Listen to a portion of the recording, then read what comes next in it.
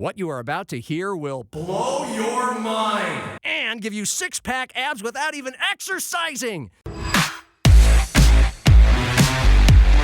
Pull up a bar stool and relax. Hey, who wants to have some fun? You've made it to Happy Hour with John Gaskins. Oh, no. Not again. Get ready for entertaining local and regional sports talk that will change your life. Or not. And by the way, when you're telling these little stories, here's a good idea. Have a point. It makes it so much more interesting for the listener. Here's your host, John Gaskins. Here's Johnny. Hello! Ah! I'm back, baby! I'm back!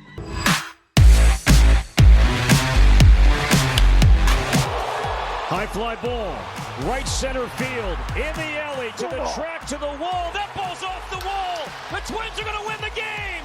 Caratini scores. Lee scores. The Twins rally and walk off the Royals. 3-2 the final. Twins win. Twins win. And the Twins win it. Hey, happy hour indeed. On a day when this show is going full blast on football with Jackrabbits, Coyotes, Minnesota Vikings camps blasting off this week. We start with a bang. Minnesota's Major League Baseball team, the baseball team, we're still playing it. They've caught fire. They're a half game out of the last playoff spot, 2 games back of the division lead with 5 games to play before Monday's trade deadline. Magic against the rotten Royals at Target Field last night. Royce Lewis, a reborn hero. Taj Bradley still pitching superb. It's a monster Twins win, and a happy way to start Happy Hour on a Wednesday. We're at Gibbs Sports Lounge on the east side of Sioux Falls. Incredible food, great service today. Dirty Dan on the bartending, and they'll mix you any kind of drink you want with all these TVs. Get ready for the NFL season. This will be an awesome place on the east side to go watch all the games, Saturday and Sunday, all season long. A monster Twins win last night, a monster win at the voting booth in South Dakota. The governor, Larry Roden, trampling Toby Doden, the outsider. And a little bit later, we're going to head over to the Orion Pub in downtown Sioux Falls, and our Sioux Falls Live editor-in-chief, Patrick Lalley, will break down how that happened. 70-30, wow. And later on here, about 15 minutes from now, the voice of USF football, Tom Frederick, will join us. 3 decades on the mic. We will talk a little coup football. I'm more interested in his world travels because I want to live vicariously through a guy who is retired and has all the time in the world to just travel. So kind of a year later catch up on Tom Frederick's life after we had such what I felt was a popular, well-liked segment with him about life last year on Happy Hour. But we're going to start today and most days up until August 29th with football. It is week 1 of football camp for the Jacks, the Yotes, and the Vikings. We're going to start a new feature here on Happy Hour. Today is July 29th.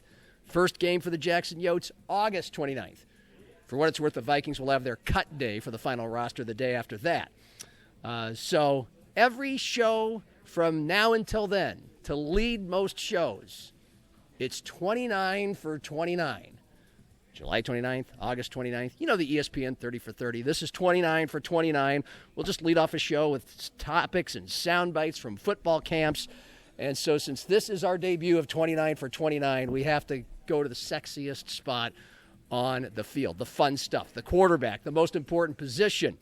And let's start with the Jackrabbits. They open their camp tomorrow, and they know exactly what they have. Of the 3 teams we'll talk about, this is the only team that knows their quarterback and feels great about it, and that is Chase Mason, the super freak, future NFL draft pick, projected as an early or mid-round pick. He's 6'4", he's 250.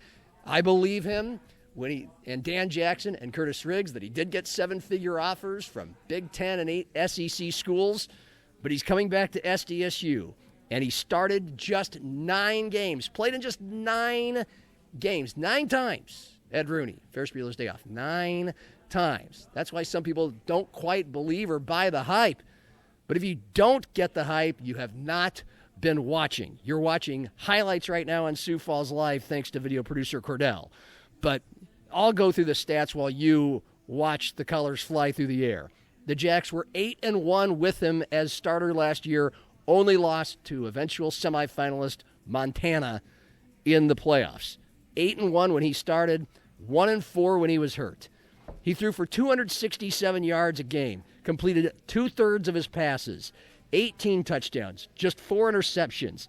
The dual threat, 14 carries a game for almost 100 yards per game, 14 touchdowns on the ground, home run hitter. His average game was a total of 336 yards and 3 touchdowns. He averaged 9 yards per pass, 6 yards per rush. If he would have played all 15 games at this clip, he would have had 4,700 total yards, 3,700 through the air, and almost 1,300 on the ground. So yeah, he's good.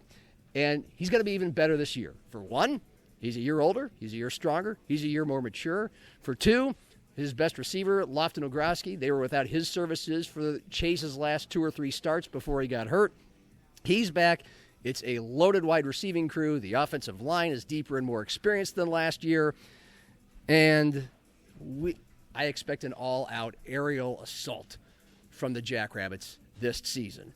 A lot of bigger, more explosive wow plays from already a wow athlete. Some people feel like he's a little unproven because it's only been 9 times that he has started a college football game. But here's Dan Jackson on Chase Mason's development, including his recovery from that foot injury this offseason. He's the biggest he's ever been, so he weighs the most he's ever weighed with the least amount of body fat, and he just ran almost 22 miles an hour yesterday, which would be one of the faster players in the country, not just quarterbacks. So physically he's in a good spot. He's very healthy. Everybody asks about that. He feels as good as he has. His core strength's good because he plays golf every day when he's done with his workouts. But I would say as a leader, he is very confident in himself. He has a full understanding of the system, so he's starting to teach the offense to other people, whereas last year he was learning a new offense and by the end was teaching it, but now he's got the offense humming and he could probably run the practice without coaches out there. Wow. Dan Jackson, media days with us here on Happy Hour. What I expect is more of an air attack than a ground attack by the Jacks. They say they want to be big, physical, dominant up front. Every team does. 605 Hogs should be better. They want to establish the run. But when you have the weapons that they have at receiver for Chase Mason to throw to, like Ogroski, Grayton Gannon is wildly experienced. Jack Smith started to show flashes late last year. Landon Delaney was the fastest football player in the state in his 3 years at Brandon Valley, and I'm going to guess he's going to play. And there's 3 or 4 more. They're loaded there. Running back, not as loaded, not as experienced. They are not quite sure what they have. Eric Eidsness, when he had Zach Zenner, that was a running team. He's the best rusher in SDSU history. But now you look at the passing-centric teams SDSU had when there was Jared Christian, Dallas Goddard, Jake Winicky, Cade Johnson. Yeah, I think we're going to get a little bit more of that out of Eazy-E and Chase Mason in year number 2. Some of this is stuff Jackrabbit fans already know, but I'm just expecting a big year out of Chase. At USD, they have no idea who their quarterback is going to be, and if they do, they're doing an awfully good job of fooling us. But it's going to be somebody brand new. After 3 years of Aiden Bauman, who turned himself into the GOAT and set plenty of career records in Vermilion, it's now a 3-horse race of unknowns. If you've been watching and listening to this show, you've gotten to know them a little bit when we talked to the new head coach, Matt Fitztham, in the spring, and again at Media Day. You have Nevin Cremascoli, who is a senior and has the most experience in this program. Jackson Proctor, a senior transfer from Dartmouth and then Northern Illinois, where he didn't play last year. And Austin Majewski, a guy who his last name is hard to pronounce. Just get on Majewski. But who Matt Fitztham said back in the spring, you're going to want to know that name. You're going to be hearing that name. Is it going to be now? Is it going to be game 1? We don't know. But here's the latest. This is Matt Fitztham with us here on Happy Hour at Media Day, breaking down the talents of these 3 guys. Yeah, I think Nevin Cremascoli, I know what we know what we're going to get with Nevin, right? And there's a certain level of comfort with that, right? And there's that consistency factor of who he is, right?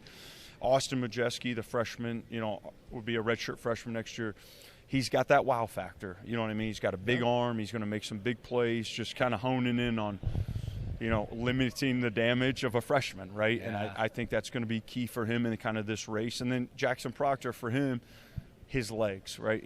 His ability to run the football and our ability as a staff to adapt to that type of quarterback. That's kind of the three things I would say kind of coming out of that we think we know about those three guys right now. Yeah. So you have got three different skill sets or three different assets. When you parse together those words, and he said very similar things back in the spring, Cremasoli feels like he has the clubhouse lead because he's been at USD and in the system the longest, and he's the least likely to screw things up because he's already had the learning curve. The comfort, the word comfort was used. He has an athletic build, which means he can take more hits and maybe run more. And he's got a calming presence. Okay, those are very good things you want to have when you're choosing between three quarterbacks who have not really been starters at USD. And for a new head coach. The word comfort means a lot, I think, here for a new coach who was the quarterback's coach and has worked a lot with Cremasoli. Although, when you bring in a transfer from the FCS like Jackson Proctor, you do wonder why you would bring somebody like that in if the guy's not going to play. Kind of like Kyler Murray coming to the Vikings, and we'll get to that. And he brings the best quarterback run element to this equation, and which is what you love to have when things break down. 8-2, by the way. For what it's worth in the Ivy League, I don't know if it'll translate to the Valley, but the Valley's a harder league. It's nice to have a guy who knows how to win games, and he was 8-2, completing 68% of his passes, 13 touchdowns, just 3 interceptions.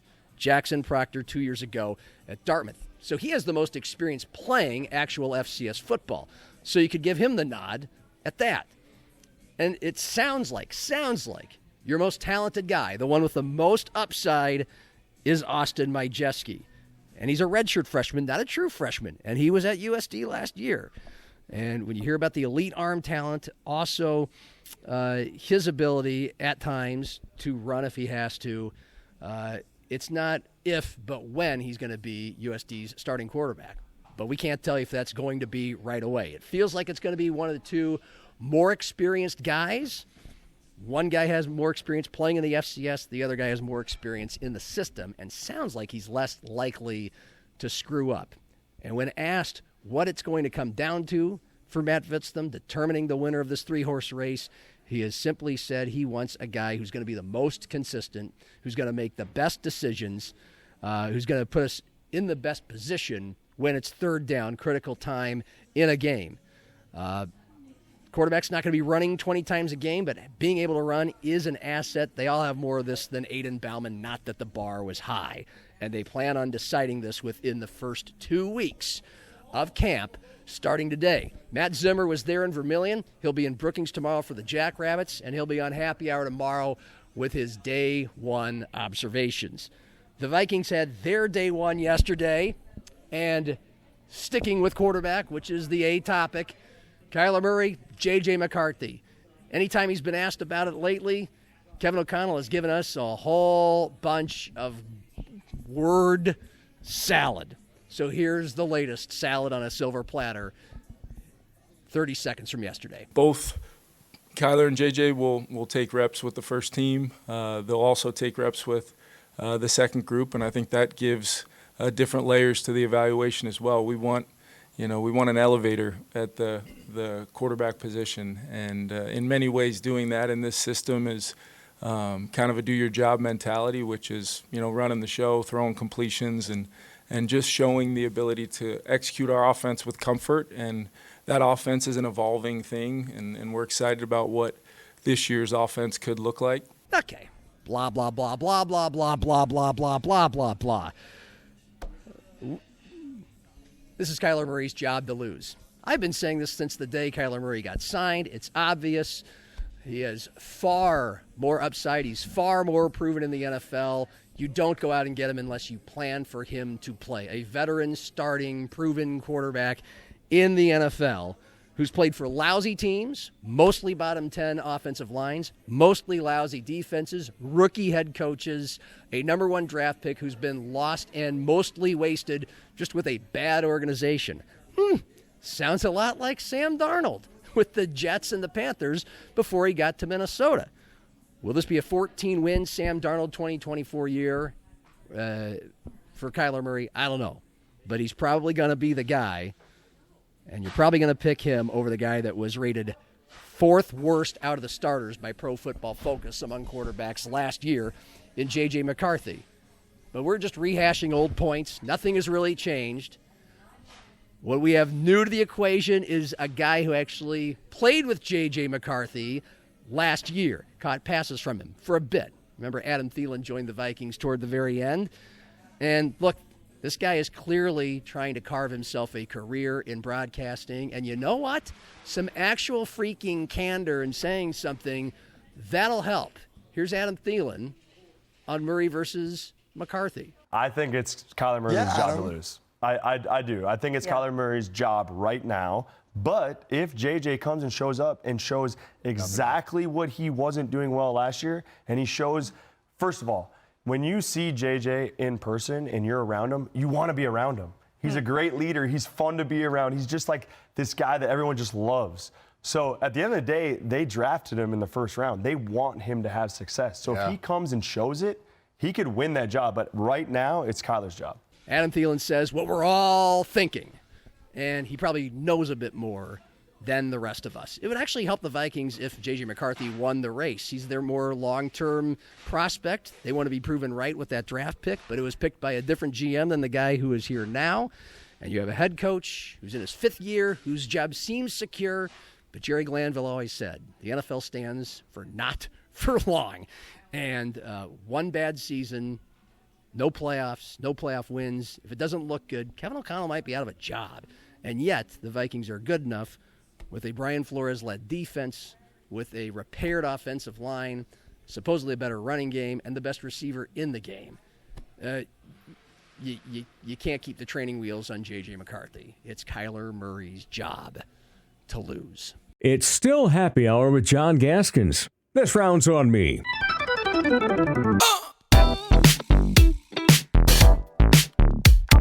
As we've said, we're 1 month away from the start of some football seasons. Jackrabbits, Coyotes. Is that the case for USF as well? August 27th. August 27th. They get to kick it off before everybody else. And that voice you just heard is the voice of USF football for 3 decades. This will be the Frederick. 28th fall, John. 28. That's enough. That's close enough. Yep. Right? He's here. He's in his Wheaties T-shirt. He has shot over 400 free throws the couple days before this, but a 13-mile bike ride before you came in here to Gibbs Sports Bar today to chat with me. You got it. You're all that's 13. You got to feel pretty good after that. Not bad. It's rehabbing that left knee that I had replaced last December. It's coming along. Okay. Good. Yeah. I mean, we had a lot to talk about. We had you on last year to kind of walk through your life, your career, all the changes the last few years. The one thing that has stayed the same is USF football. And so before we get to your world travels, your nationwide travels of the last year, your first season of not calling basketball in gosh knows how long, 4 decades probably. Yeah. How are you, and what mode are you in for football yet? Have you gotten going, or do you wait till the calendar flips to August or when the team starts practicing? I've printed out the roster. Okay. I've got the schedule from the coach outlining what fall camp's going to look like, so I'm gearing up. Yeah. Okay. Yeah, looking forward to it. Are you excited? I am. Because Zimmer and I always talk about holding on to summer as long as you can. It's really hot outside. Baseball's still going on. For goodness sakes, don't let the fact that it's media days in mid-July at some of these colleges cut your summer off. But it sounds like I'm trying to provide some sort of a healthy balance, but it's difficult. I'm not going to cut summer off here, John. I'm going to continue to ride bike. Yes. I'll continue to shoot free throws and exercise and whatnot. But I am ready for football season to roll around. Yeah. I really am. And you got Jim Glogowski, year 4, 3-8, 8-3, 7-4 last year. And how do you feel about this season? Big picture. Very optimistic. Yeah. 4th year, the offense is going to be dynamic, if you ask me. They've got a lot of skill guys back. Defense is where the question marks are, in my mind. Yeah. Can they stop people? They've had some difficulty doing that in the past. They've got a number of guys back. Let's see if that experience that they've been able to generate in the first 3 years under Glow pay off here in 2026. Yeah, we were just talking about quarterback battles that will be playing out the next couple weeks, if not the next month, for USD and the Minnesota Vikings. What about USF? Is there a battle, or does it feel like Tate Schaefer did enough in his time last year after the two guys above him got hurt that he's the leader? I'm not privy to the coach's room or the quarterback room, but to a guy who's watched football for the majority of 69 years, I'd say Tate Schaefer's done enough to win that job outright. Okay. Now, Bennett Brick is back. He's healthy. He'll go into fall camp knocking on the door. Tate will be looking over his shoulder, but I think the job is his to lose. Okay. Refresh us. What did you see? Some stats were mind-blowing. His first couple of games, he was an NSIC Player of the Week right away. I think one of those games was Southwest Minnesota State. His first game. One of the weaker teams in the league, but still, I mean, coming out cold and just setting things on fire. But what did you see out of that? I'm sure, knowing you remember some of the stats, but what did you see? He was very prolific. He was on target. He had no fear. He was confident. The guys responded to him. And for a guy who hadn't taken but maybe a couple of snaps in mop-up time, he stepped up big that day after Bennett Brick went down in the game's first play. It was his job the rest of the way, and I think he took it firmly, and he's holding on to it. He's not going to give it up without a fight. Yeah, man, he was so much fun to watch at Lincoln, and I can't wait to see more of him in the NSIC this year. And then the NSIC, where do you predict, or would you yourself put the coup to finish when we have a poll coming out? If I had a vote, and I don't, I'd probably put him about 3. Okay. I think so. Yeah. Okay. I'm confident. Yeah. They should have been up there last year, if not for that loss to Augustana when they were up by 18 heading into the fourth quarter. Still scratch my head over that one. What happened?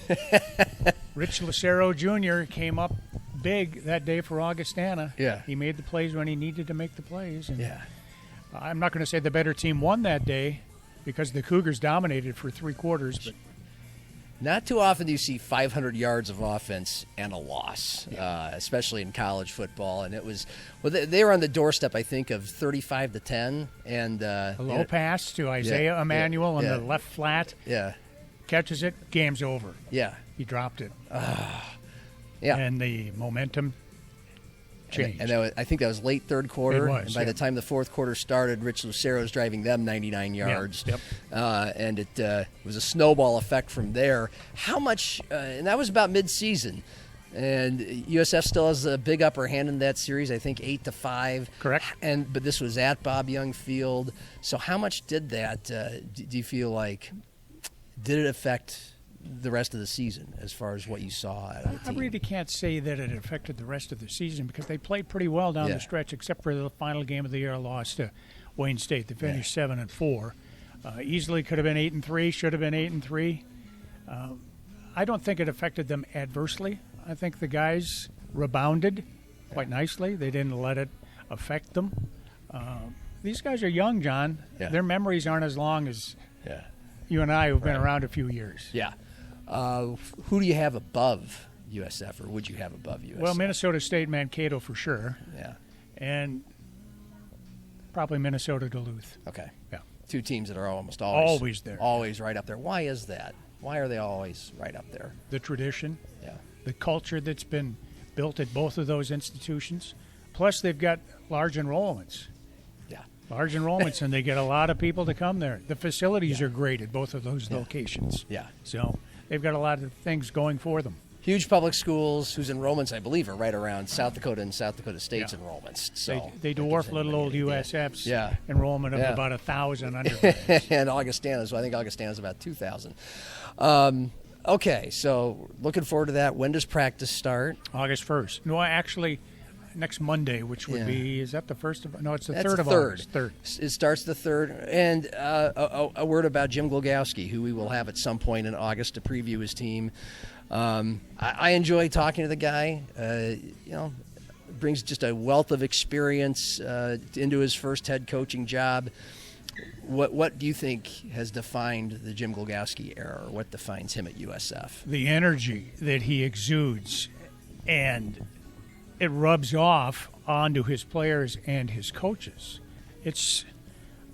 That's what I like about interacting with him, because you can have a down day when you go to practice. After you're done talking with Coach Glogowski, and you're up here. Yeah. You're walking on air. Yeah. It's just the way he inspires. Yeah. And I think he does a great job of that. Yeah, it sounds like when you're around those kind of people, it makes you excited about waking up every day.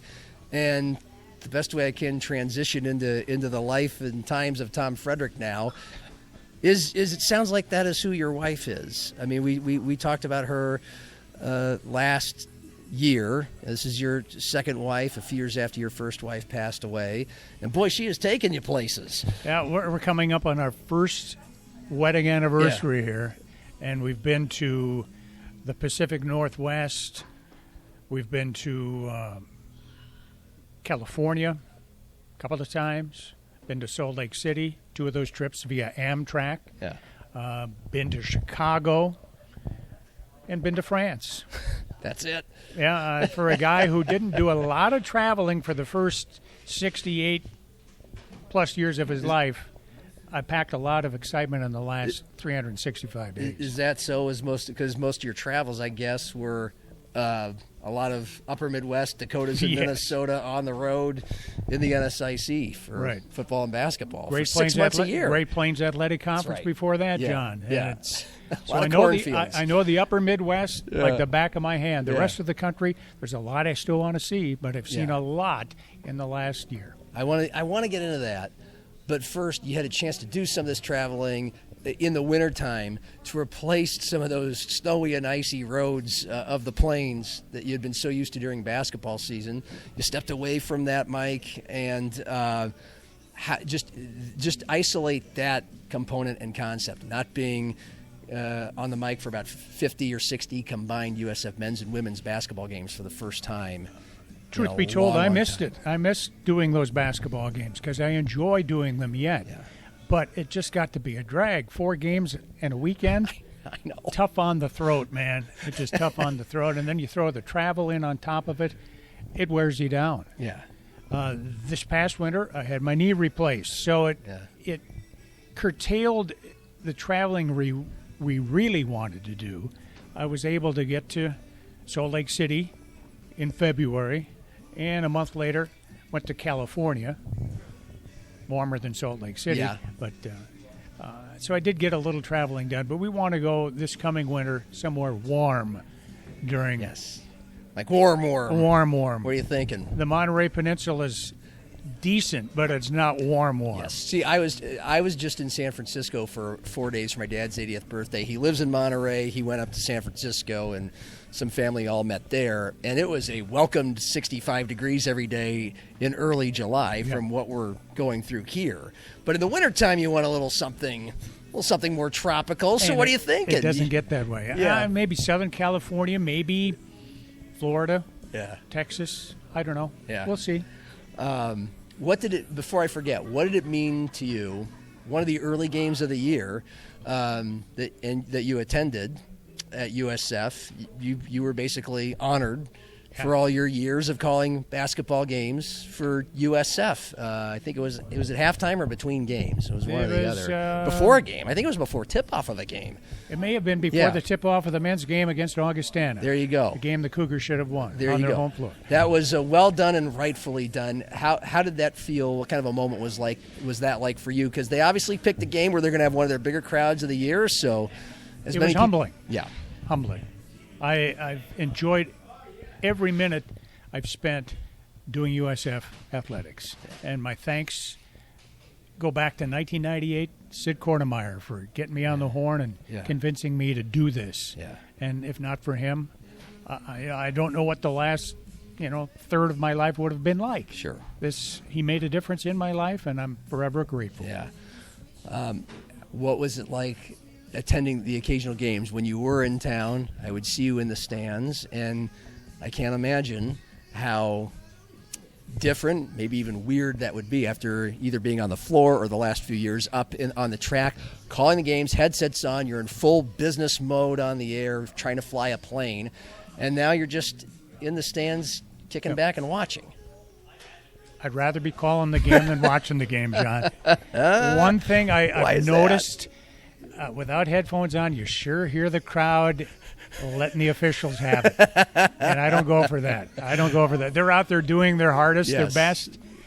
They're not out there to favor one side or the other. Yeah. But the officials really take a lot of abuse from the fans. They do.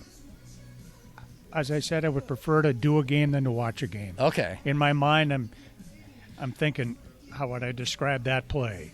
Do I need to be keeping track here of how long of that run is? 17 unanswered points for somebody. You know, it's going through my mind. Yeah. I'm just not watching the game. It's still working upstairs. Because you were one of these wizards that could compute. I mean, you were doing a lot of writing as you were calling a game, which I can't do. I don't know too many people who can do that. Like constantly, what the score is after every basket and whatever else you were keeping up with, the point totals for the players. Was there a part of you that wanted to bring a scorebook or a notepad or something just out of habit? Or were you able to just... I found myself looking at the live stats on my phone a lot. Okay. I wasn't keeping track watching the game myself, but I would bring up the live stats just to know what was going on. You can't just enjoy it.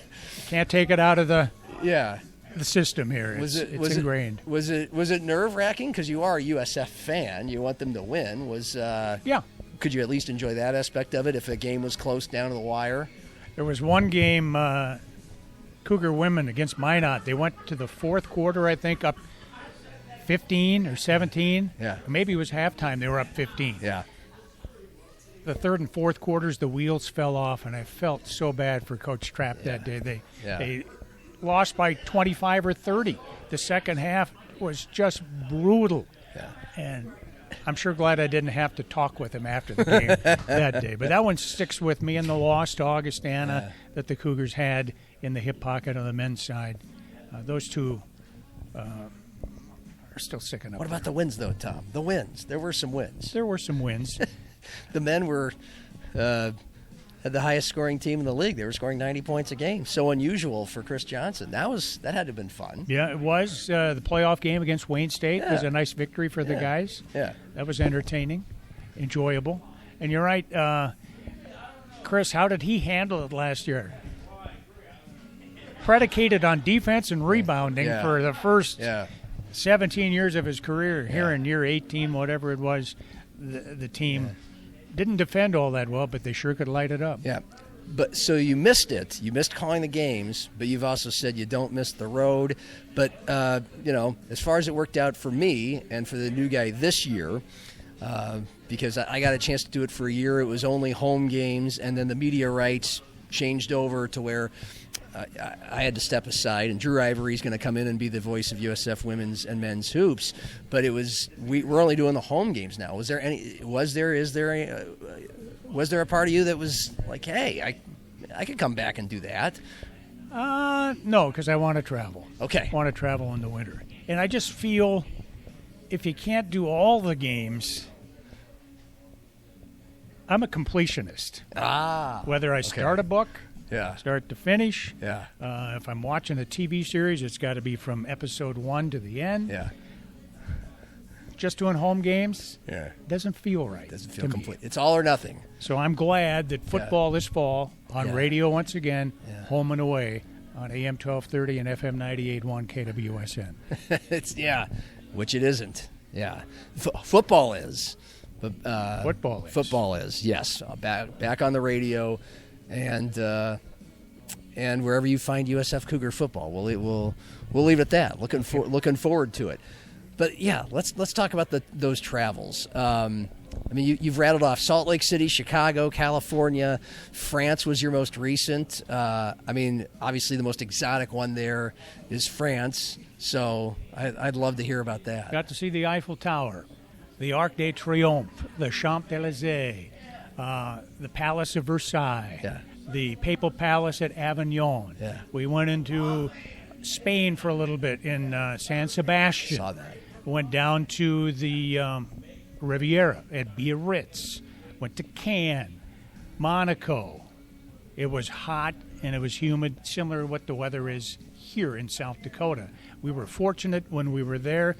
We heard that there were some fires in the area, but nothing was too out of control. But since we've been home, that has just gone crazy there, too. Good timing. Good timing to Yeah. be in and out of there without having to deal with that. How much overseas or European traveling had you done before this? None. None. So we were with a group.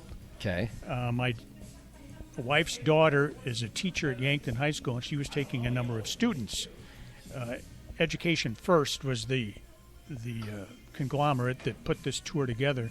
So we just went along for the ride, didn't have to do any chaperoning, which was nice. Yeah. But we rode the bus just like a road trip with the team, and we went to all these locations, and it was regimented. We were here in the morning, here in the afternoon, we'll be here for dinner.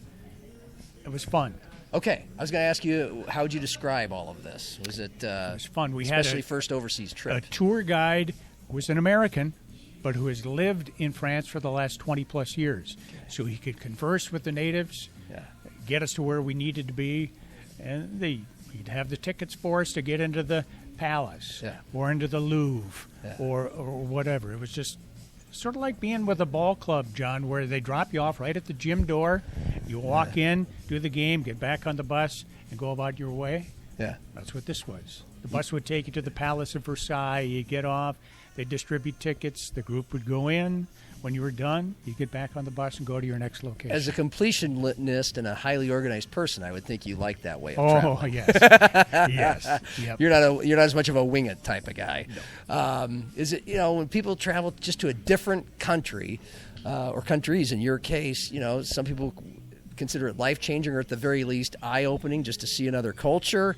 What was it like for you, especially someone who waited so long to do that? It was eye-opening for sure. All these things were built before the Industrial Revolution. Yeah. These palaces and whatnot, unbelievable. The aqueducts in Nice and in Carcassonne, which was a castle.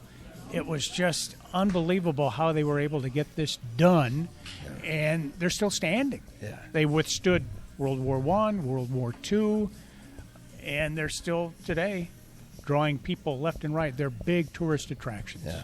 What about the people in these places? You consider the cultures or the people, how different it is from life over here? A lot of smoking in France, I'll tell you, whether it be indoors or out. Yeah. People love their cigarettes there. Yes. I noticed that. That stereotype is true. And you Okay. can walk down the street and get some gelato or get some ice cream. Yeah. Plenty of that. And Okay. I had plenty of that, too. As you should. Had to keep cool. Yeah. Okay. Yeah. As you should when you travel. And then take me back to, because you did another train ride, right? We talked about this last time. Yeah. Where was the train ride? First to Seattle. Okay. On my honeymoon. Yeah. And then in February, we took the train from Omaha to Salt Lake City and back again. Okay. And why Salt Lake City? Relatives there. Okay. My wife's daughter There you go. lives there. And I saw the pictures because you do a generous job of showing us these places you're going. I did, John, until my account got hacked. Oh, well, we weren't even going to talk about that development. That's but hacked me off. We'll save that because I do enjoy your tweets about how many free throws you make in a free throw shooting session, and even on your travels about your kind of rating or depicting the quality of your hotel rooms, not just these exotic things like the Palace of Versailles and Eiffel Tower, but Salt Lake looked like a beautiful place. You had never been there. That's another kind of, to me, it appears to be somewhat of a foreign type of land in America. It's just a different place. What did you learn there? Oh, the Mormon Tabernacle blows you away. Yeah. You go in there, it is just beautiful. Yeah. and we listened to a gentleman play this massive organ while we were there. Okay. And it's not just playing with your fingers and your toes. He's pulling plugs this way, doing that, making beautiful noise out of that large, huge organ. Yeah. How do you like train rides? Because you've done a couple of these long, multiple-day train rides. I will tell you this, that the high-speed train we took in France was much more enjoyable than an Amtrak. Yeah. Amtrak, you're doing this a lot. High-speed trains, because the rails have to be in great condition to go that fast, smooth ride. Okay. And we got from Paris to Bordeaux probably in less than 2 hours. Okay. And it was just smooth. But what appears to be appealing about this, again, especially if you have some time on your hands, which you do, is to be able to obviously see the country, whether it's that one or this one, without having to drive and worry about rest stops and stuff like that. And you're a little bit off the interstate, off the beaten path. And your head's going like this from one side of the train to the other, just to take a look at all the sites, whether you're going through Glacier in Montana or through Colorado on the southern route. So do you recommend it? Yeah. It's a good way to see the country. Yeah. And I told Sharon, my wife, that there's, I think I've seen 34 states, including Hawaii. Yeah. Haven't been to Alaska or the rest of the United States. The Northeast is what I'm setting my sights on next. I'd love to go to New England. Okay.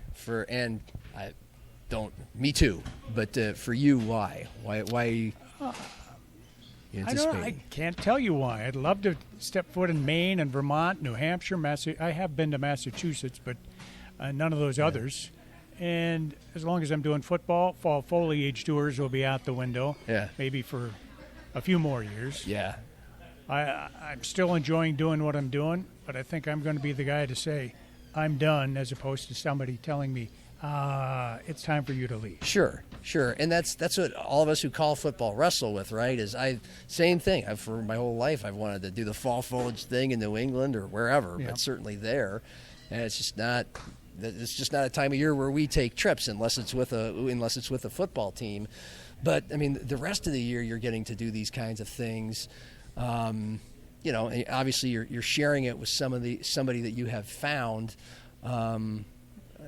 For lack of a better way to say, like, what is it like? How do you like this? You seem like you're to me, you're living the dream. Well, it's something that I didn't do a lot. Yeah. In my first marriage, we were both working full time, and it's tough to get away. Yeah. I retired at the age of 60. My wife worked a few more years before she passed away, so we didn't get a chance to travel together. Now my second wife has retired, so we both have wide open plates, so to speak, and we're going to try and fill them up with as much travel as we can. Because I'm looking forward to the day, whenever that day comes, right? Not that I want to be retired or I want to get out of what I'm doing now, but to be able to have just the time to do.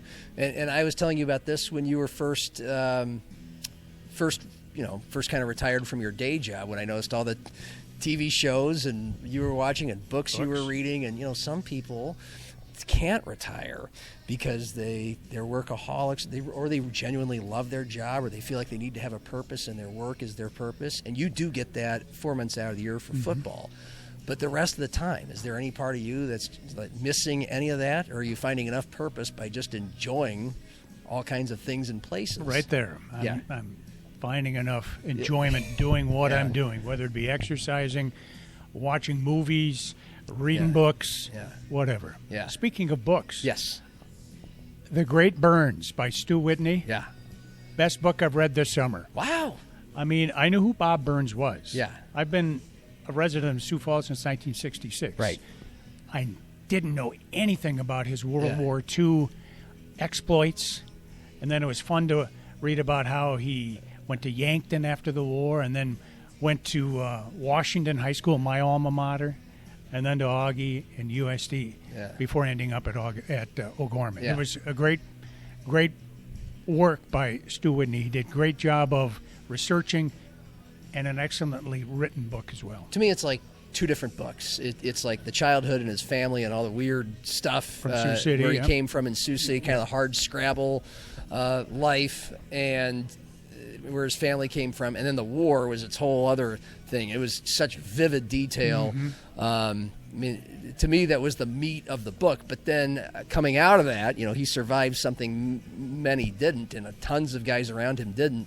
And then this colorful, mostly wonderful, hilarious life of a football coach. You get kind of the more easy, goes down smooth football stuff too. What I knew about Bob Burns was what I saw on TV when he did the sports back in the 60s after he left USC. Which they talked about, yes. And he wasn't a great broadcaster.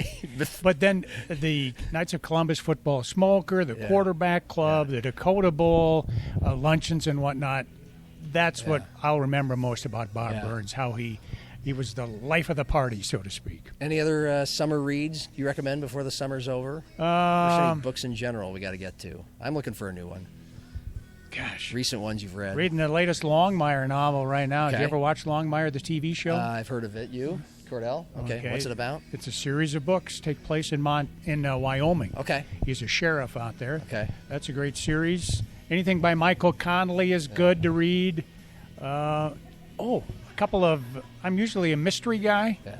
I got off the beaten path and read these two books and then watched a movie and a television series based on them. Remarkably Bright Creatures, about an octopus. Ooh. Sally Field is the star of the movie. It's on Netflix. And then Lessons in Chemistry. Okay. An 8-episode miniseries that's on Apple TV starring Brie Larson. A great book, great show. Okay. I appreciate that. And I think a lot of people watching will too. And, a good chunk of people who I think watch and enjoy the show are either at your age or getting to that age or a few years down the road where everybody's kind of, retirement is coming more into view. You kind of have already said it just by talking about it. But what would be your advice for anybody that has it coming up or is about to enter it? Embrace it. Yeah. Stay active. Yeah. Just don't become sedentary. Right. Sure, I read a lot of books. I watch a lot of TV. Yeah. I watch movies, but I'm also out there exercising, doing things. And if you can still get a side gig to keep your mind active, do that too. Well, it's coming up. Looking forward to it. I always enjoy on a Saturday afternoon if I'm driving around from here to there or a football game, tuning in to KWSN and hearing that familiar voice. And so I'm looking forward to it again this fall. So am I, John. It'll be year 28, as I mentioned, and I've had 324 consecutive football games. I want that string to continue for as long as possible. Do you have a goal in mind? No goals. Okay. I just don't want it to end for whatever reason at this point. Yeah, I don't blame you. Appreciate you coming by. You bet, John. Thanks for having me. Tom Frederick, the voice of the University of Sioux Falls Cougar football team and retirement expert, more importantly, life expert. It's still happy hour with John Gaskins, but it's almost over. Last call.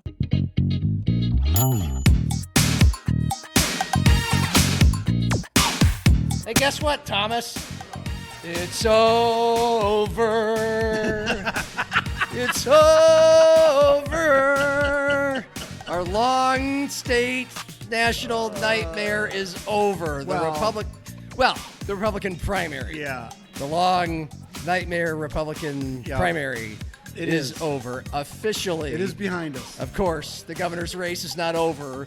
Larry Roden, the governor, will get a chance to actually be voted governor in November against a guy from the Democratic Party named Dan Allers.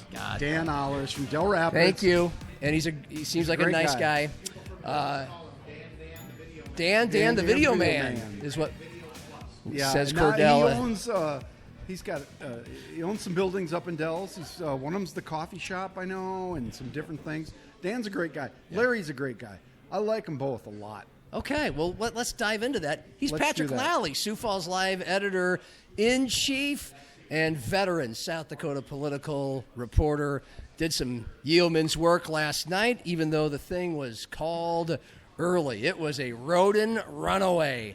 Landslide brought Toby Doden down. It was a crushing defeat for 71-29, so the guy who had the most votes out of the original primary election in early June but did not have a high enough percentage to win the... He needed 35, didn't get there. Yeah, become the Republican candidate. Just gets trounced in the runoff to the guy who finished second.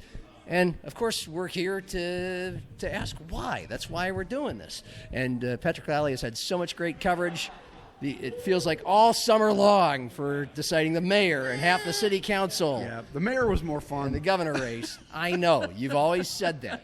But why, oh why, Patrick, did Larry Roden not just overcome the outsider who came in here like a bat out of hell, Toby Doden, but obliterated him? Yeah, the problem is that if you, in a situation like this, and we see it in the mayor's race all the time, so you got 4 or 5 people, and you're the person who got the highest number of votes, then there's a second, then everybody else. Well, none of those other people, their supporters all voted for somebody else, right? So, and in this case, it was a stark difference. Like, there was no way that anybody who voted for Dusty Johnson was going to vote for Toby Doden. It just wasn't going to happen. And there was some sense that John Hanson people would go to Doden, but really, when it came down to it, the folk, particularly in the pro-life movement, who John Hanson was very a big part of that, Larry was somebody they can trust, and they knew what they were getting. It's a known quantity. If you were with Toby, you were with him from the beginning. You're an anti-establishment person. I don't know that the Trump link really helped you that much, especially at a time when even in South Dakota, Trump's approval ratings are underwater. None of that helped Toby. There was not a coalition there to build, and he got crushed. He lost. He had a lower percentage in the second round than he did in the first. So I think 30% of the people are true Trumpers in the world. There you go. That's the number. And he was very gracious. Guy was great. Larry Roden last night. I was at the Roden camp because it was in Sioux Falls. Toby was had a tent on a lawn somewhere up in Aberdeen. Larry was here at the canopy, and he said that Toby called him. It was great. It's gracious. Said, "I'll do whatever I can to help you." But we're done. We're out of that. Yeah. And by the way, we are at the Orion Pub in downtown we are. Sioux Falls. Beautiful Orion Pub. Where all the world's problems are always solved, especially during this time of day. It truly is happy hour. And religion and politics are supposed to not be topics of conversation. But Thomas and John, the owners, make an exception for us for this.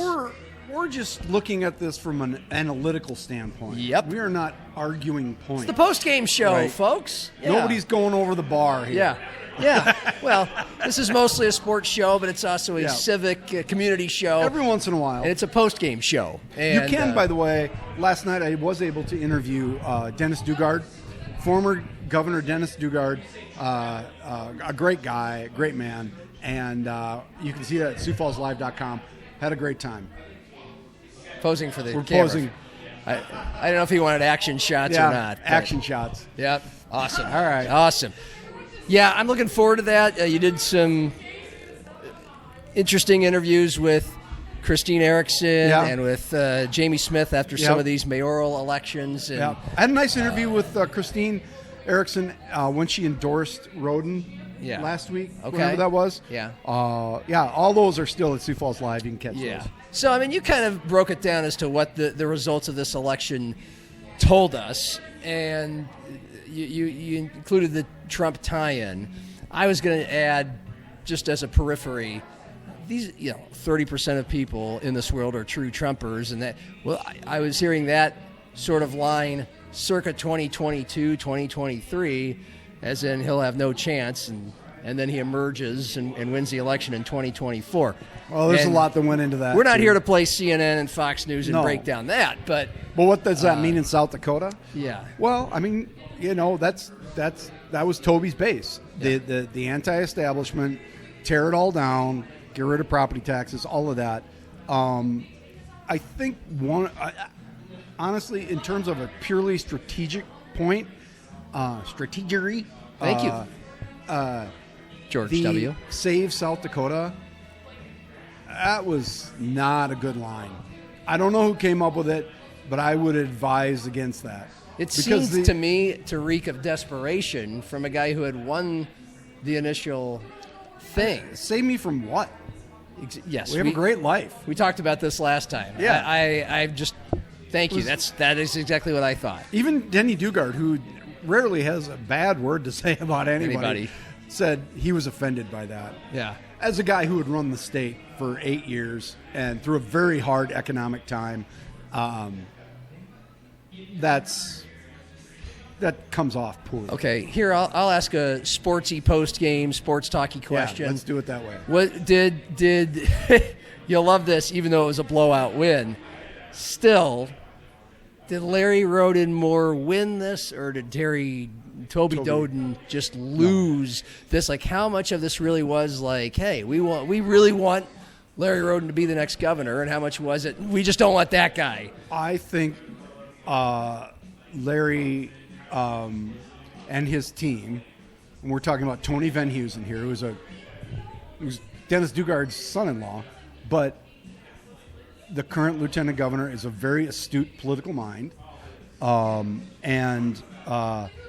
Fury, everybody's favorite person to hate from the Noem administration, was the campaign manager, essentially. They did a marvelous job.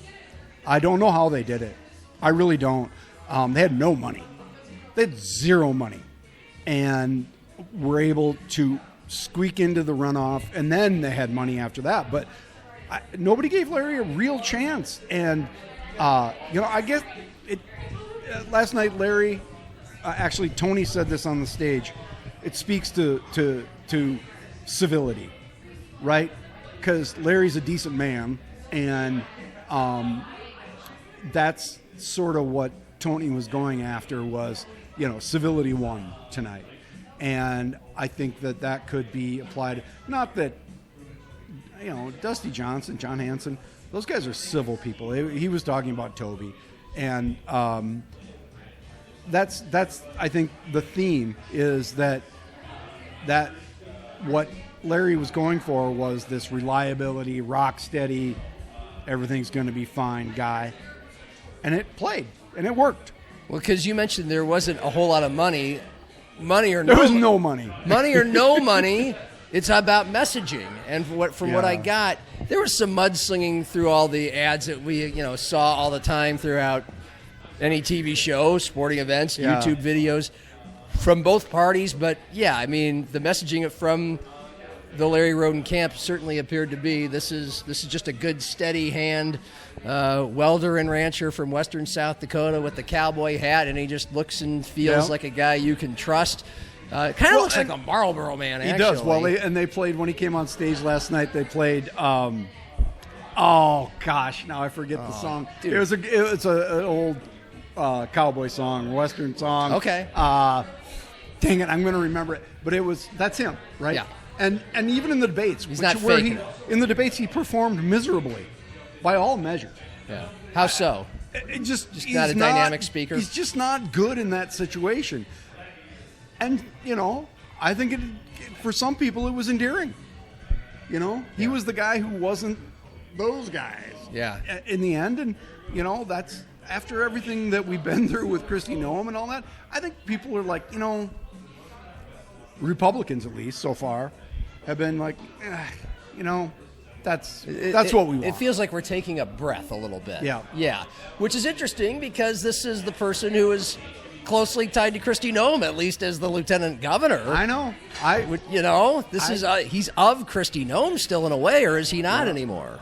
No, not anymore. He's distanced himself. Huge props to Ian and Tony and Larry and the rest of for running just a really good campaign. Yeah. I don't know what else to say. I'm impressed. Okay, it has been 52 years since a Democrat has been elected governor of South Dakota. Dick Knipe.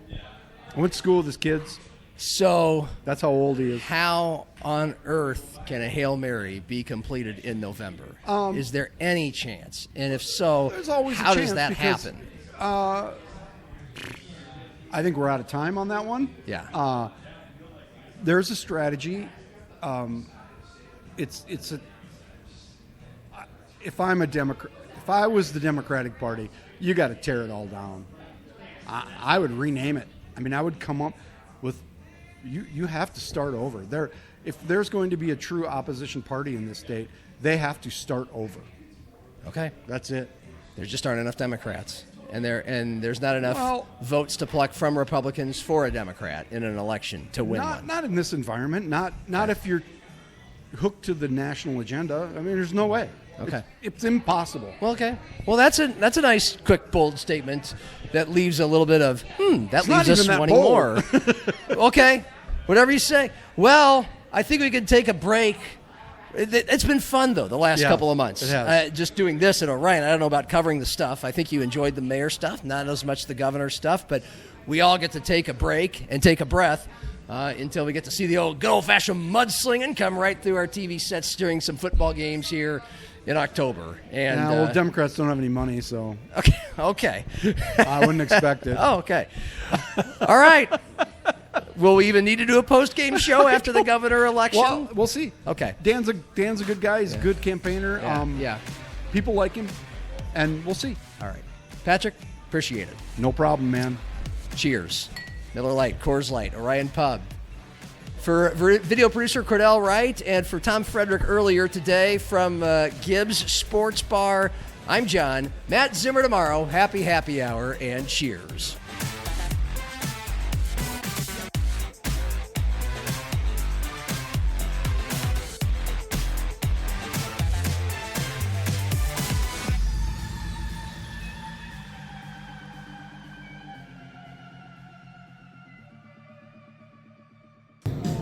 You need anything else, John? No, I think I'm good, Greg. I think I'm going to tap out. All right. Have a good night.